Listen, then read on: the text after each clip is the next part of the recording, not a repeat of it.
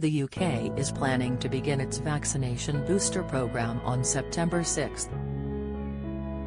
But many experts, including the head of the World Health Organization, WHO, have called into question the morality of wealthier nations such as Britain forging ahead with booster jabs when some nations are struggling to inoculate their populations with a first round of vaccines.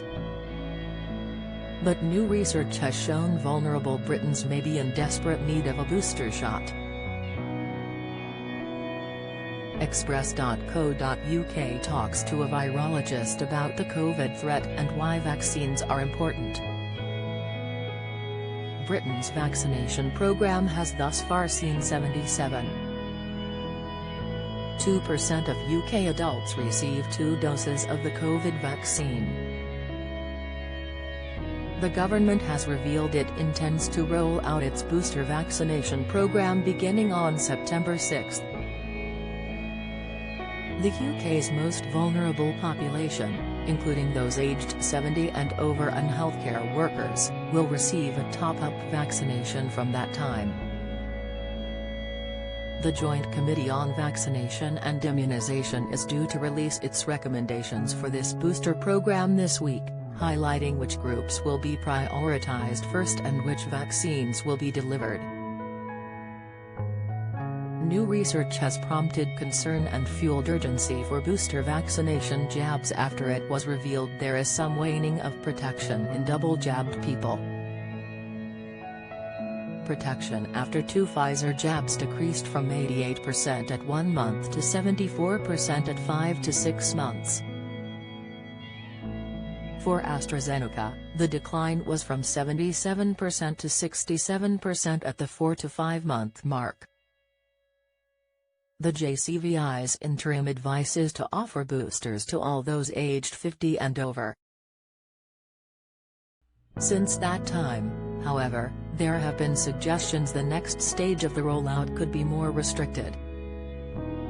Professor Tim Spector, the lead investigator on the Zoe COVID study app behind the research, said the findings could explain recent breakthrough infections that some fully vaccinated people have been reporting.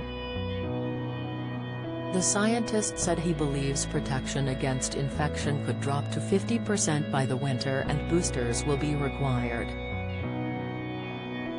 Professor Spector said, "Many people may not need them. Many people may have had a natural booster because they've already had a natural COVID infection, so will effectively have had 3 vaccines. So I think the whole thing needs to be much more carefully managed than just giving it to everybody, which would be a huge waste and ethically dubious given the resources we have. I think we need a more targeted approach than last time." Another study showed 2 in 5 people with weak immune systems have low or undetectable antibodies after 2 COVID vaccinations. The research from the scientists at the universities of Glasgow and Birmingham studying positive COVID PCR test results from May to July 2021 of more than 1 million people who had received 2 doses of Pfizer or AstraZeneca vaccine showed a decline in protection against COVID. In total, 40% were found to have a low or undetectable antibody response. Scientists were keen to emphasize this does not mean the individuals had no protections against the virus, as it is not known what level exactly is required to protect someone about COVID-19.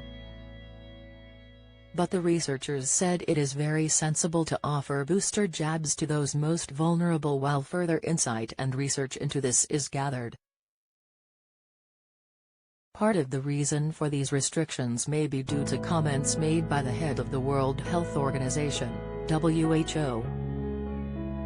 The WHO's Mike Ryan condemned countries offering boosters at a press conference on Wednesday. Mr. Ryan said, "Right now we're planning to hand out extra life jackets to people who already have life jackets while we're leaving other people to drown without a single life jacket. That is the reality." Wealthier countries have been more able to move quickly with their vaccination programs and booster plans. Last week, Professor Adam Finn, a member of the JCVI, said the committee was trying to identify the people who are really at risk and really need that third dose. More than 1 million people in the UK are immunosuppressed, with an estimated 4 million people classed as clinically extremely vulnerable. This list of 4 million people, which includes those with weak immune systems and other impacting health conditions, is likely to now be prioritized for booster jabs when they begin in September. Further studies on the wider population are expected to be handed to the JCVI over the next week before the committee takes a final decision on the next stage of the rollout. Professor Martin Michaelis, virologist and professor of molecular medicine at the University of Kent, said the COVID threat is not likely to disappear, evidenced by the recent study. Professor Michaelis told Express. Co.uk, most double-vaccinated individuals are protected from serious disease caused by the predominant Delta variant about 2 weeks after the second jab.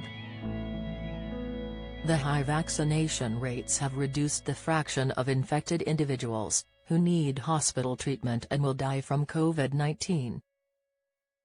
Most of the patients who are going into hospital are unvaccinated, younger individuals, who have a better chance of survival.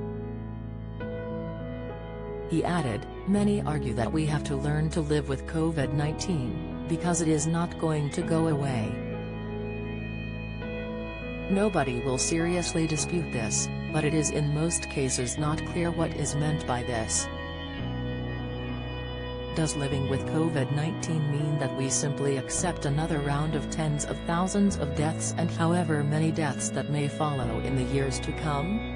Or does it mean that we adapt our behavior in a way that we minimize COVID-19 cases and deaths but still lead a meaningful life? How many COVID-19 deaths are acceptable and why? Although these are key questions, they are hardly ever discussed. Notably, the answers to these questions will also determine how well we will be prepared for future pandemics that will inevitably happen sooner or later and may be even deadlier than COVID-19. If we learn our lessons from COVID-19 now, this will protect us in the future. Related articles: UK records highest daily COVID deaths since March. AstraZeneca's tarnished reputation puts COVID jabs future in doubt. Pfizer contract with Brazil reveals EU paid more than double for jab.